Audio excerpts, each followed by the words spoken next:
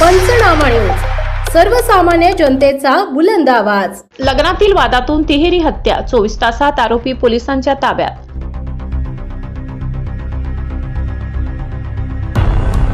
पिंपळनेर हादरले, तिहेरी हत्याकांडाचा जलद उलगडा, 4 जणांना पोलीस कोठडी।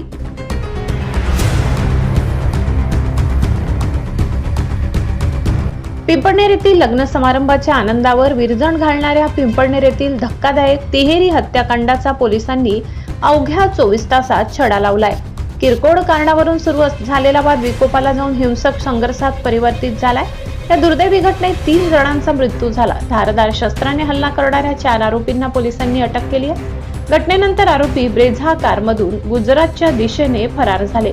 घटनेचे गांभीर्य लक्षात घेता पिंपळनेर पोलिसांनी तातडीने तपासाची सूत्रे हाती घेतली।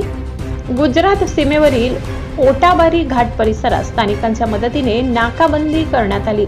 या कारवाई दरम्यान 3घांना ताब्यात घेण्यात आले। त्यानंतर रात्री उशिरा हल्ल्यात चिथावणी देणाऱ्या आणखी एका इसमास अटक करण्यात आली आहे। अटकेतील महेंद्र गोसावी, कांतीलाल गोसावी, जयवंत गोसावी व अनिल गोसावी या 4ही आरोपींना शुक्रवारी व्हिडिओ कॉन्फरन्सिंगद्वारे न्यायालयात हजर करण्यात आले। न्यायालयाने सर्वांना 5 दिवसांची पोलीस कोठडी सुनावली आहे। दरम्यान घटनेनंतर परिसरात तणावपूर्ण शांतता असून पोलिसांकडून अतिरिक्त बंदोबस्त तैनात करण्यात आलाय।